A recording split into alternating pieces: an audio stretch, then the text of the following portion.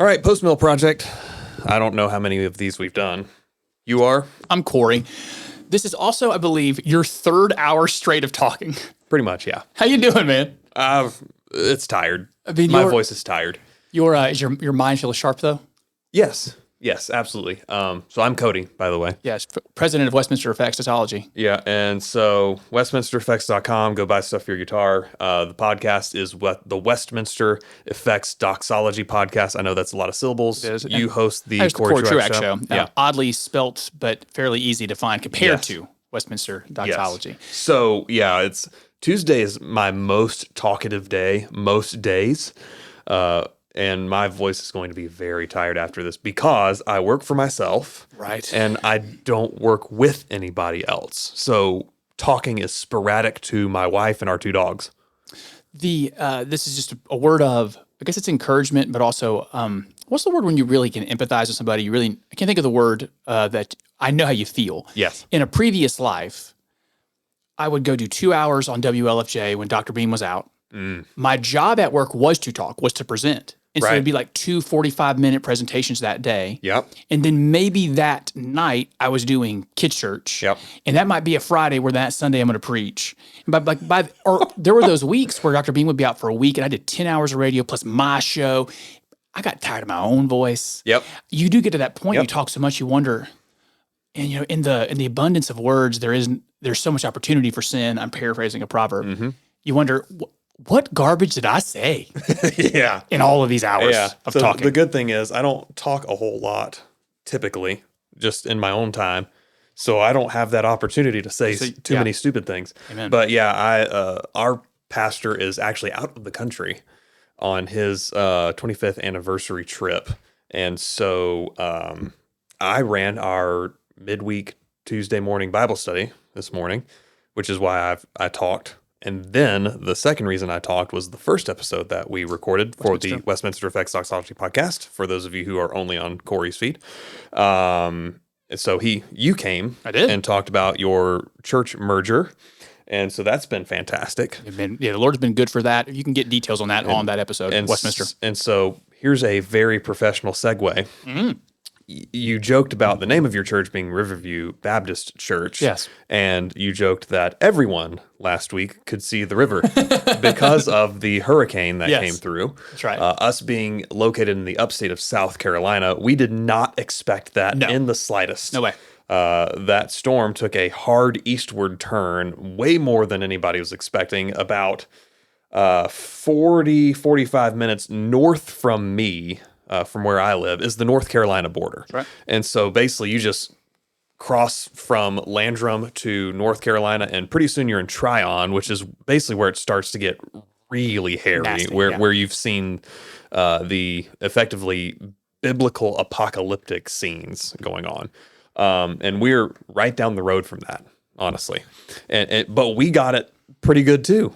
Yeah, they might have used biblically apocalyptic. They might have had some seals and bowls opened that we didn't get opened. Right. But we had some seals and some bowls. We had some, absolutely. Just the 4 miles between where my house is and where the new church is, 5 or 6 giant trees in the roadway. Yep. It was not passable. Yep. I mean, we're talking 100-year-old trees with, when you walked up to the roots, it's bigger than either one of us. Right. Taken down. No one expected that. We had a couple of those. You've been to my house. I have. There's that Kingdom Hall like a quarter mile down the road. Yeah. There were some enormous trees in the road that took like 4 days to clear out of that space. Like we had some people like come through and cut them in half so you could at least get around them. But there's more work to do beyond that. There was a lot of work to be done right there, and it took a minute. Yeah, I was somewhat proud to be a part of, not personally, but that the Baptist, what are they called? Send Relief? Mm-hmm. Send Relief was out quick with excavators and chainsaws. You probably don't want me operating those. I wouldn't be good at it. But they were... I'm not good at operating a chainsaw, but I enjoy it. Well, who wouldn't? Any of us that watched Home Improvement with Tim Allen, we want to go and use a power tool. I'm just saying I wouldn't be good at it. Right. Oh, but they did a great job getting cleaned up. Were you without power and or internet for extended time? Oh, yeah. So we lost power that Friday morning. So did we. And we got it back on Tuesday afternoon. What did you do in the interim? Well, for one, so my parents live 2 miles away, and my dad's Blackstone came in very clutch. So we did not just eat peanut butter and crackers. What's a Blackstone? So it's the propane griddle Oh, outdoor. yes. Yeah. So we had, pancakes and eggs and bacon for breakfast and whatever else we ate, but we ate good. Very and, nice. and we ate on their covered porch, which was cooler than being inside. And so that, we didn't exactly suffer in that realm. Now, I will the funniest part of all of this, at least in my eyes. So we have a now 7-month-old Newfoundland puppy who is a handful. And let's see, he's down to basically one accident a day. Okay. Did the bathroom thing well. Yes, pretty well. However, he's a Newfoundland. He's pushing probably 70 pounds at this point. Already? Yeah. And so when he does have an accident, it's a lot. Yeah. And so we're not just doing, all right, here's paper towels or, a little piece of toilet paper if he pees on the floor. It's a puddle. Yeah. So we have towels dedicated for that purpose. So we'll step on it, soak it up. Swiffer it. Exactly. All that good stuff. So Kristen had just started a load in the washing machine of those towels. Oh, no. When the power went out that morning. And it got pretty tangy in the laundry room. It didn't smell good in there. So when I did Monday morning, I went to a laundromat, and for that load, we also have a 55-gallon aquarium, and I took the fish siphon and siphoned most of that water out into buckets and threw it outside. And then I put those towels into a garbage bag to take to the laundromat. and when I opened it up, it was just... It was terrible, man. It's awful. That is probably the closest thing I've experienced to what I'm told is, prison wine, where they ferment poop and urine in the toilet so they can get high off of the fumes. That's great. It was awful. One little detail there that people should miss. Your wife is doing laundry at like 6 a.m. Yeah, I think what a woman. I think our power went out about 7:30 that morning. All right. So it was around 6 for us. And so she was up and at him, largely because of the puppy. Right. Like he puts his front paws on the bed basically at 6:15, and he says, "I need to pee, and you need to help me do that." Smart dude. Yeah. Very nice.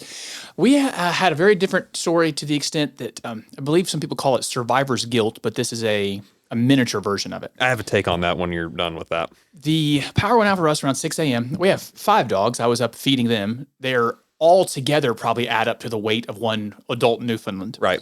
So I was feeding them, power goes out, and I'm really starting, I didn't freak out, but I didn't know it was going to be this bad. I'm starting to see trees go sideways outside. I mean, it's super windy. This is how spoiled we are, though. It was about 8:45, I think, p.m. By candlelight, I was reading out loud to my wife, The Lion, Witch, and the Wardrobe. Let's go. I had distinct voices for Edmund, for Lucy, for Peter, and for Susan. I had a distinct voice for the witch. I was dramatizing the whole thing. I would say it was a pretty good performance. Yeah. And then maybe that can be a cultural event at North Greenville. You should let me do it. Yes. One-man show. Yes. Of The Lion, Witch, and the Wardrobe. The power came on. So we were without power for 14 hours. And the internet didn't come back. Oh, no. I think, and also I have like an unlimited hotspot. Yeah. So, I actually kind of had the internet. We could stream it to the TV if we wanted. So life was normal fairly quickly for us, which just had me looking at the internet going, Lord, I don't know why you spared us. Because it was bad other places. Right. Survivor's guilt, you said? Yeah. Stop it. Stop having that? Yeah. Yeah, effectively, that is the infiltration of Marxism. I actually agree with you on this. Yeah. I thought through this. Yeah. Like God has blessed you. Stop feeling bad about how God has blessed you. Yes. There's a cultural phenomenon of survivor's guilt. That doesn't mean it's good. Right. Just because it exists, it's a cultural phenomenon where you can trust in God's sovereignty. For whatever reason, he decided to make me have a very cushy experience. Mm-hmm. This is how cushy it was. You know how I just said, oh, wait, that was on Westminster Doxology. On Westminster Doxology, on the previous podcast, I mentioned how I'm gonna work out every day. I'm going to the gym for an hour every day. Planet Fitness was up and run. I have a Planet Fitness membership as a backup. It was up and running in a couple hours because it had generators. I took a hot shower. You have a backup gym membership. I do. Yeah, I do. I spend, because it's like $20 a month. My other gym's like $20 a month. I basically spend $40 a month on gym memberships. I mean, you're losing money if you don't have a backup at that point, right? And because I got to benefit from this, because Planet Fitnesses are everywhere, right? They're true. In every city you go, That is so true. And that's not the case with my other gym. So my bassist in my hardcore band, his main band is a thrash band, and they've done a few like week-long tours and whatnot, and he's already a Planet Fitness member. So when you're touring in a van in a metal band, yes, go shower at the Planet Fitness. Absolutely. And that's what I did when the power was out. So I didn't miss anything. The Lord chose to make Hurricane Helene not impact us too hard. Yeah, we so over the summer, I think it was, it was last summer, sorry. 2 summers ago, I started taking ice baths after long bike rides, and the recovery time for that is significantly improved. And so I was a little bit more used to cold showers the first couple of days, and we did have a little bit of warm-ish water kind of in there. Some of the hot water had been taken by that load of laundry. Yeah. And so, but man, the last couple of days, like I was audibly doing the whoo, whoo, yeah. Turn it on, just get a little squirt. Turn the thing off. Yeah, this is uncomfortable. This is how cushy our lives are. Right. And so it definitely made us more thankful once good. hot water came. I did linger a little bit that first hot shower because that was very nice. Probably the worst part for me was sleeping. I sleep very hot. I am extremely exothermic. Yeah, I turn into a furnace. I don't like extra blankets.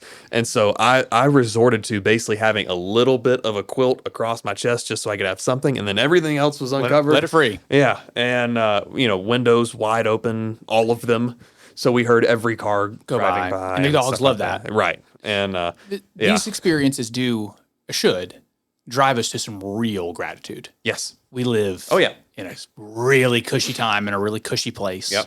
Thank the Lord for it. Yep. And shout out to all the linemen. I live across the street from a church, and there were multiple mornings where I would see at least 24 different types of utility trucks, whether it's cherry pickers or just pickup trucks or what have you, even augers, stuff like that, where they were basically using that parking lot as a staging area. Mm-hmm. And just seeing all of that was really, really impressive. Oh, yeah. Every time I saw those trucks out, especially with the ones that put like a bucket very high in the air, just grateful for those men because I know I'm not doing it. Right. It was also a time where I thought culturally we should be able to take a second and say thank you to the men.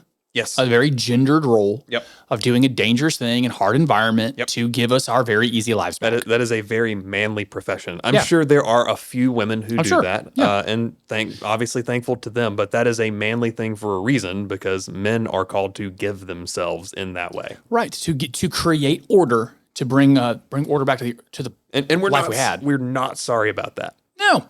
And it's a particular type of man too. Yep. I mean, I know I could go do that work. I just know I don't want to. Right. There was a storm years and years ago that really messed up the Beechwood property and the old church where we had. And man, we had some of our rough and tumble dudes coming out and chopping up trees. The first time I tried to pick up a tree stump they had chopped, I was like, what? I thought I was strong. I go to the gym every day. This stuff's really heavy. Yeah. And those dudes, like that like real life strength that are chopping stuff off of power lines and just shoving it around, those guys are awesome. We had a group in our church. We have a bunch of contractors here, general contractors, subcontractors, et cetera, all kind of guys in construction. A lot of them also being Finns. We have a large Finnish populace here at Res because Greer does. Yeah, they do. So all of those guys, I think it was every single one of our general contractors were like, hey, who needs help in our church? Awesome. We'll show up with chainsaws and get it done. Yeah. I saw a lot of that in our church as well. Just reaching out. We have an app where everyone communicates. Mm-hmm. People that did need things got things. Yep. I talked about on my show recently, trying to make the federal government more irrelevant in these times. Mm-hmm. If we're going to make them irrelevant, we're going to have to help one another. And I saw a lot of that here in the upstate. Me too. And still seeing it with the efforts going on in North Carolina. There's horrific obviously up there. still the more north you get, the worse it is Yes. here. So northern Greenville County, I actually tapped out on this bike ride because I had really bad indigestion. And so I tapped out. I still got 32 miles in, but Very the nice. overall ride was like 48 that my dad and a couple other guys from our church ended up doing. And they were on Dividing Water north of North Greenville University. Yeah. And that road tends to have more branches in the road anyway because it's so rural. Yes. And they said it was really sketchy. I bet it was. Because they went on Tuesday morning. So that was a week ago today. Okay. And it was still pretty nasty up there. Not a good ride. Yeah. And at least that part. We did have to go over a couple of power lines and stuff like that were on there. I was like, all right, just only touch it with the tires. Yeah, keep the rubber on that. But like obviously there's still stuff going on, but who's been at the forefront of every single response with this? It's been the Christians. Most often, yeah. I mean, it's particularly, I talked about Send Relief in a previous episode of Westminster. They did great, but it wasn't just the Baptists. It was Christians everywhere. Yeah. Samaritan's Purse, I know, has been Man, huge. their operation is so fluid. They're good at this. Yeah. Yeah. I'm working on a blog right now. I hope to have it done. More talking, because I'll record the audio version. Right. I'm working on a blog basically about that. Good. The Christian response. And what I'm going to address is basically how slowly FEMA responded. And it is a behemoth. And the giant has to be awakened from its yearly slumber by a sacrifice. And this year, instead of a Vestal Virgin, we sacrificed the sitting president of the United States. Oh, gosh. Jeez. The sleeping giant is FEMA. Yes. Right. Yeah, that is the nature of large things is they take forever to move. Right. The often given illustration is a large ship. You have to churn very slowly or it tips over. Right. That's bureaucracy. Bureaucracies are big, lumbering, inefficient, and for them just to get going takes time. Right. So one of the things, topic number 2, other professional segue. Yes. It boggles my mind within the Christian right wing / Christian nationalist segment of X / Twitter. For some reason, they want more FEMA involvement or more money from FEMA. I've noticed that. And I don't understand why that is. And this isn't the only thing I've seen it with either. And I'm not saying that these guys are heretics or anything. Of course. So like one example in particular I saw a couple months ago was Andrew Isker, author of The Boniface Option. Oh, yeah. And he was basically advocating for a larger child tax credit for whatever reason, right? Yes. So was J.D. Vance, Marco Rubio, and apparently Donald Trump. Right. And so I think you could adequately lump J.D. Vance in with the right-wing Christian nationalist guys, Sure. Being Catholic and more right-wing than conservative. Do they call that integralism? Catholics, their Christian nationalism thing is called integralism. Probably, yeah. And I think he is an integralist in Catholicism. I don't understand it. I thought we were for smaller government. Yeah, I've noticed it too. I have a unifying theory. Okay. I hold it loosely, in part because one of the things I most dislike in life is to be assigned a motive. I don't like people telling me why I did what I did. Right. Unless you tell them. Yeah. This is a running theme when we get together and record is I knock stuff around. But When I see some of those bemoanments regarding the federal government not doing as much, I think this movement has started to define itself in the negation or in the negative. They know what they don't like. We know we hate the left. Mm-hmm. Right now, the left controls FEMA. Criticizing FEMA is now a cudgel I can use against my one true enemy. So I know I want to cudgel the federal government. I freaking hate the federal government. And so I'm just going to criticize it now. Now, it's not precise. You're not criticizing it in the way that you're getting the thing you want in the end, but you're arguing to criticize the thing you hate. And so I think that's where it largely comes from. Okay, so it effectively becomes reactionary against the left as a whole. Yeah. So how is it then different than, because we all like to take our shots at neoconservatives. Sure. Whether it's John McCain, George W. Bush, Oh, yeah. Dick Cheney, so on. Even more pundit types of Charles Krauthammer, Bill Kristol, I think you RIP. could lump in. Yeah. Yeah. And yeah, Crystal's definitely that. Yes. Where the only difference being most of right-wing Christian Twitter is not hawkish in foreign policy, is they're anti-funding Ukraine, and that's fine, make the argument, and I'm very sympathetic with a lot of that. But you're still for effectively a welfare state, Yes. which doesn't comport with theonomic thinking of the general equity of God's law applying to the civil sphere. Yeah, again, I think it's a movement adrift. This is why I've told you, this is now like the probably sixth time I've said it. I came into postmillennialism and theonomic arguments because I find them compelling, and I thought these are correct. These arguments are correct. Right. And then I walked into the convention hall with all the other theonomic postmillennialists and went, oh, crud. I wish you guys weren't here. I wish this wasn't my tribe. Right. Because it's in part, I think it is a drift where it feels, they feel embattled and at war. And so at war, yeah, I'm going to get control. I'm going to get power. There's a source of power. It's the federal government. I know what should happen because my theonomy told me what should happen. And so I'm going to get control because you guys aren't going to do what you're supposed to do. And I'm going to take care of these folks because they're our people. They're our tribe. I think it's in part reactionary to the idea that the federal government spends a lot of money in other places. And so I'm taking my theonomic principle that the rulers, the princes of this age, of this land are supposed to take care of people of this land, and you're using it to take care of people of that land. And so we're going to get it, to control it, and it's going to take care of our people. Right. Which there are valid points in that. There are valid points in that. I agree. I agree with that fully. I'm saying there's an incompletion of the circle. So at the start of the circle is the federal government is not helping its people. If you go full circle, you'll come, that federal government, that wasn't the job of the federal government to do these things. It's like whenever there's whenever we freak out at the beginning of summer of you don't want public schools to feed kids during the summer, I'm like, correct. Because that's not the government's job. You went full circle. Yeah. But if you go half circle, it's on the school lunch thing, you'll come to the churches should do it or something. You're going to do something along the way. And so the full circle argument on the federal government taking care of its own people, we want to get to the spot where we'll leave it to the states, leave it to private entity, but they're not going full circle. They're going half circle. They're saying, well, the federal government should start taking care of us. All right. I don't think you've brought your arguments to their fullness. Right. So how then do we persuade those types?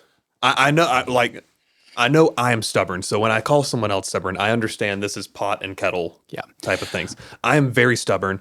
I know some of these guys can be very stubborn. You know how I'm like a pocket full of sunshine. Yes. I'm about as positive as it can get. Yes. But I am going to say something sobering now. Okay.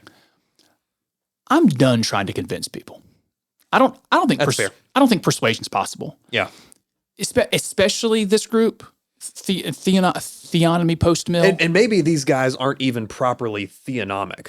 Because if you're talking about guys like Stephen Wolfe, he's not postmill or theonomic. No. Right? Like he's an Amil, Reformed Two Kingdoms, not Escondido Two Kingdoms, more classical Two Kingdoms. So he's not even a theonomist in the first place. So maybe there's some room for a lot of these CN guys aren't theonomists in the first place. Of Stephen Wolfe, I don't know what he is anymore. He blocked me, so I can't. I don't even know what he says anymore. Even people will share something he's tweeted and make a comment about it. And when I look at the post, it says, this post is hidden from you. Yeah. Its original poster has blocked you. Do you know what got him to block you? I don't. It could have been he showed up at a Southern Baptist convention, and I tweeted a couple things when he was there because I didn't want him there. I don't think he should be there. He's not a Southern Baptist.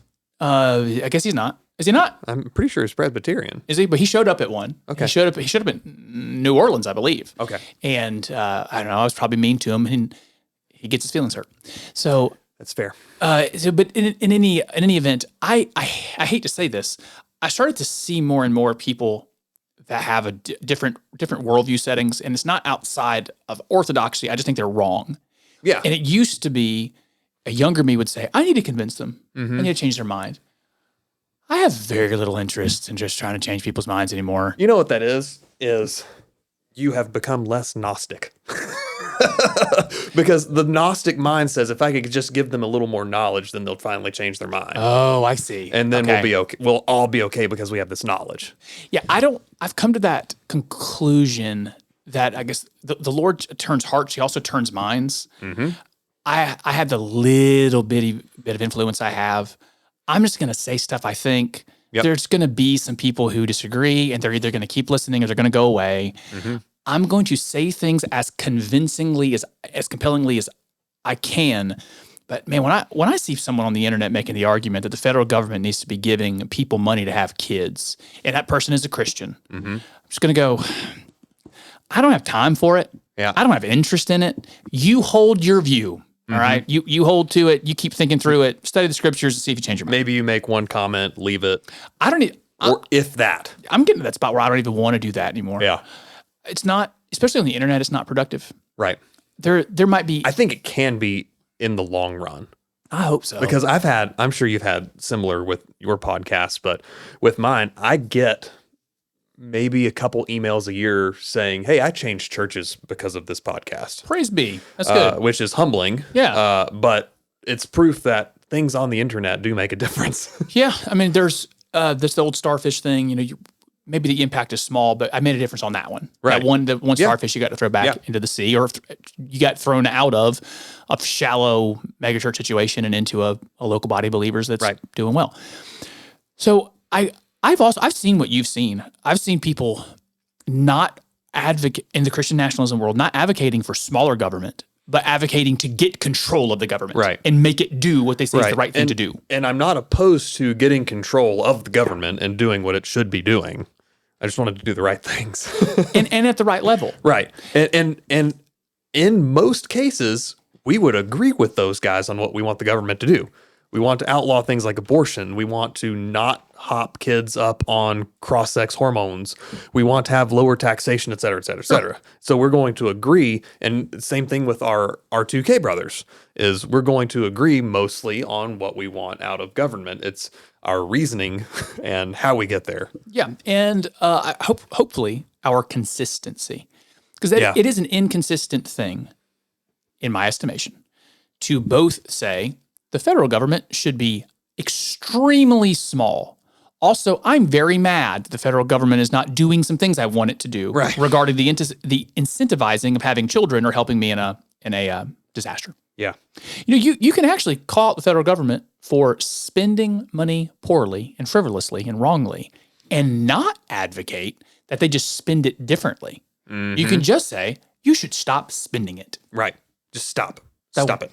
That was your advice regarding victim and the survivor's guilt? Yes. Your very articulate advice. Stop it. Yeah. Just stop. Just stop. Last thing. These accounts that have turned their avatars, this is specifically a Twitter thing, an X thing. Please tell me about it. So you have witnessed this. They turn the shade red, and then they make their eyes blue and glowing. No idea what it is or why. Yeah, it's definitely a right-wing It's ubiquitous, though. Right, and typically these are also anonymous accounts. Yes. Which I have room for in certain instances, right, where if you want to say pro-life things or not get on the alphabet train and you don't want to get fired from your Fortune 500 job, I have room for that. If you're doing that because you just want to be a flaming douche. Yes, on the internet. I don't have room for that. No. In the slightest. Just a troll. You're a loser. Right. I do have room for trolling. What definition of trolling would depend there? Right. We'd have to define terms. But I'm trying to come up with a name for these guys, particularly because they call everything and everyone gay. That's part of their thing. And now it started out funny. Like when someone like, let's just say anybody who gets called out by Megan Basham, who then really only has an issue with the fact that she called them out instead of actually arguing on substance. Okay. It's pretty gay. They would say that. Right. They would say that. And I'm on board with that. Dude, quit being gay. Like if you're going to act like a high schooler, then I can use a high school insult against you. And I'm on board with that. Maybe you're not, and that's okay. That's fine. So I'm trying to come up with an acronym for something like glowing-eyed anonymous Y, so I can refer to them as the gays. I think that is actually quite funny. It's a parody of them, Right. Using their own tools against them. So if anybody has any ideas for that, drop them in the comments, email us or whatever, because I want to use this acronym and it would be really funny. I actually, when you sent that to me, now I remember. Right. I laughed out loud. Yes. Because of knowing how they behave. Right. Calling them the gays actually is quite funny. Right. I would also, in this post-mill world this is Postmil Project, the way that leaders in this movement react to those accounts is telling. Certain leaders. Mm-hmm. With certain of these gay accounts. Yes, of these gays with their laser eyes. They've gone after guys like James White and Doug Wilson even. Mm-hmm. I have my problems with Doug Wilson. Sure. I appreciate that he's done a couple videos, really drawing some very clear lines. Yep.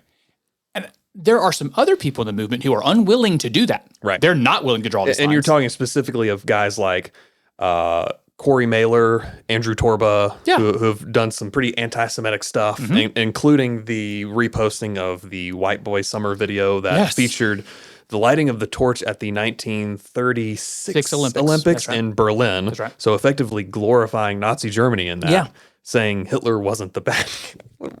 What are we doing? I don't know. You don't have to say, yes, Winston Churchill was a totally good guy. FDR definitely wasn't a good guy, in my estimation. Nuanced versions. You can have history. nuance of this, but Hitler was not. He wasn't an innocent victim. What are we doing? This is all part of the deconstructionism. Yes. We had a whole movement of deconstruction of people leaving the faith.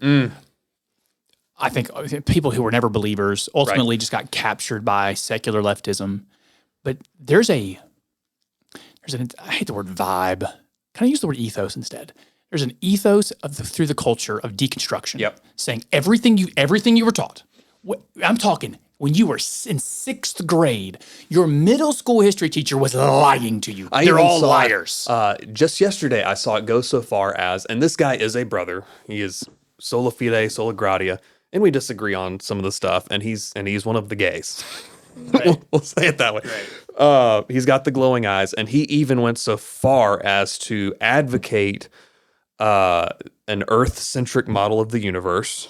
God, Lord help us. Because of the firmament language and whatever. I've heard it. But he denied flat Earth. Why? Yeah. So, I mean, I don't know. But the guy's a brother, as far as I can tell. We're going to spend eternity with him. Can I what are we doing? I'm going to pin a rose on me very quickly. I called this. You did.